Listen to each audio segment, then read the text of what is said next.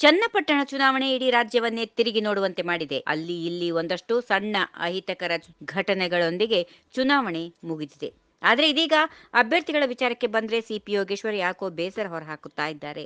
ಅಷ್ಟೇ ಅಲ್ಲದೆ ಮೈತ್ರಿ ಅಭ್ಯರ್ಥಿ ನಿಖಿಲ್ ಕುಮಾರಸ್ವಾಮಿ ಮಂದಹಾಸದಲ್ಲಿದ್ದಾರೆ. ಚನ್ನಪಟ್ಟಣ ಕಾಂಗ್ರೆಸ್ ಅಭ್ಯರ್ಥಿ ಸಿಪಿ ಯೋಗೇಶ್ವರ್ಗೆ ಸೋಲಿನ ಭಯ ಕಾಡುತ್ತಿದೆಯಾ ಎನ್ನುವ ಪ್ರಶ್ನೆ ಉದ್ಭವವಾಗಿದೆ.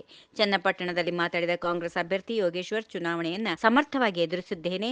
ಆದರೆ ಹಳೆ ಮೈಸೂರು ಭಾಗದಲ್ಲಿ ಒಕ್ಕಲಿಗರ ಪ್ರಾಬಲ್ಯ ಇದ್ದು ದೇವೇಗೌಡರ ಪ್ರಭಾವ ಹೆಚ್ಚಾಗಿ ಬೀರಿರುವ ಸಾಧ್ಯತೆಗಳು ಇವೆ ಎನ್ನುವ ಮೂಲಕ ಫಲಿತಾಂಶಕ್ಕೂ ಮುಂಚೆಯೇ ಸೋಲೊಪ್ಪಿಕೊಂಡ್ರಾ ಎನ್ನುವ ಚರ್ಚೆ ಆರಂಭವಾಗಿದೆ. ವಿಶೇಷವಾಗಿ ವಸತಿ ಸಚಿವ ಜಮೀರ್ ಅಹಮದ್ ಖಾನ್ ಅವರ ಹೇಳಿಕೆಯನ್ನ ಉಲ್ಲೇಖ ಮಾಡಿ, ಅವರ ಹೇಳಿಕೆಯಿಂದ ಕೆಲವು ಮತದಾರರು ಕಾಂಗ್ರೆಸ್ನಿಂದ ದೂರ ಉಳಿದಿದ್ದಾರೆ ಎಂದು ತಿಳಿಸಿದ್ದಾರೆ. ನಾಯಕರ ಈ ಕೆಲವು ಹೇಳಿಕೆಗಳು ಜನರ ಭಾವನೆಗಳಿಗೆ ಧಕ್ಕೆ ತಂದಿವೆ. ಈ ನಡುವೆ ಜಮೀರ್ ಅವರ ಹೇಳಿಕೆಯು ಮುಸ್ಲಿಂ ಬಲವರ್ಧನೆಗೆ ಸಹಾಯ ಮಾಡಿರಬಹುದು. ಆದರೆ ಕೆಲವು ಸಮುದಾಯಗಳ ಮತಗಳು ಕಡಿಮೆಯಾಗಿವೆ. ಜನತಾದಳ ನಾಯಕರು ನನಗೆ ಮತ ಹಾಕಲು ಬಯಸಿದ್ರು, ಅವರು ತಮ್ಮ ಪಕ್ಷಕ್ಕೆ ಮರಳುವಂತೆ ಆಗಿದೆ ಎಂದು ಶಾಕಿಂಗ್ ಹೇಳಿಕೆ ನೀಡಿದ್ದಾರೆ. ಇನ್ನು ಚನ್ನಪಟ್ಟಣದಲ್ಲಿ ಚುನಾವಣಾ ಪ್ರಚಾರದ ವೇಳೆ ಜಮೀರ್ ಅಹಮದ್ ಖಾನ್ ಕುಮಾರಸ್ವಾಮಿ ಅವರನ್ನ ಕಾಲ, ಕರಿಯಣ್ಣ ಎಂದೆಲ್ಲ ಸಂಬೋಧಿಸಿ ಪ್ರಚಾರ ಮಾಡಿದ್ರು. ಈ ಹೇಳಿಕೆಯೇ ಸಿಪಿ ಯೋಗೇಶ್ವರ್ಗೆ ಮುಳುವಾಗುವ ಸಾಧ್ಯತೆಗಳು ಇವೆ ಎನ್ನಲಾಗುತ್ತಾ ಇದ್ದು, ಸ್ವತಃ ಸಿಪಿ ಯೋಗೇಶ್ವರ್ ಆತಂಕ ವ್ಯಕ್ತಪಡಿಸುತ್ತಾ ಇದ್ದಾರೆ. ಈ ಹಿನ್ನೆಲೆಯಲ್ಲಿ ಚನ್ನಪಟ್ಟಣದಲ್ಲಿ ಕಾಂಗ್ರೆಸ್ಗೆ ಸೋಲಾಗುತ್ತಾ ಎನ್ನುವ ಚರ್ಚೆ ಜೋರಾಗಿ ಶುರುವಾಗಿದೆ.